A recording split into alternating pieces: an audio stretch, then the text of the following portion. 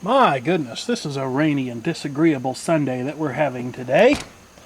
So let's see, what are the take a little risk with a handy cam here, taking it out into this fine, drizzly, misty rain. Although we have it on good word from a high-end research laboratory in New Jersey that apparently handy cams are pretty much darn near waterproof. So let's see what the dum-dums at Walsh Motors are getting up to today. Now, some of you might well remember that this particular Volvo, this 1987 240D, DL actually, has a non-functional odometer. And so what we finally did is we ordered the gear, and it's a mighty expensive little gear. I hope it's made of some high-quality material to hopefully make the odometer functional again. And right now we have the instrument panel starting to come out of the car. Just got to figure out how to get it completely freed up and get to what we want to get to.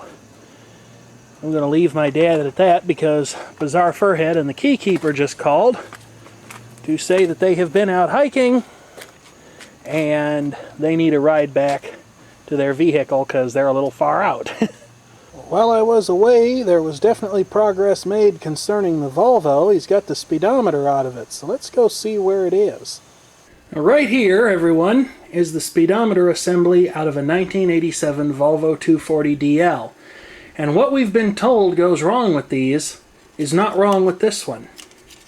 In fact, I think there's been another problem here, and that would be these two electrolytic capacitors that you can see right there. And you can see that red colored one does not look very good at all. The chip is an ITT UAF 2115. I'll have to look that up and see what it does.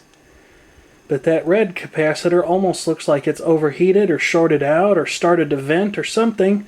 And the other one is actually dated the 35th week of 1986. So it's certainly had enough time being frozen and baked, and my guess is that failure of those capacitors could very well cause the odometer sections of this unit not to work. Now, the speedometer itself works just fine, but that's a much simpler circuit than the odometer would be. So I have to take a look at that and see. Well, that's where it stands at the moment. I just tested both of those capacitors and they are completely open circuit. They are no longer functional at all. So I've ordered some replacements, and when I get them, we'll see if it restores that thing back to life. However, there is one thing that I cannot completely explain. One of these capacitors was sitting right in between the power supply going to that integrated circuit, and by its being open circuit should have killed power to that IC completely.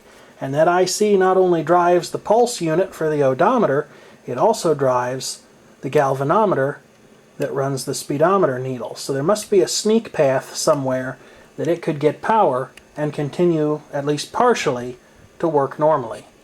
So we'll see what happens when I get my capacitors, but for right now, that's all there is to say.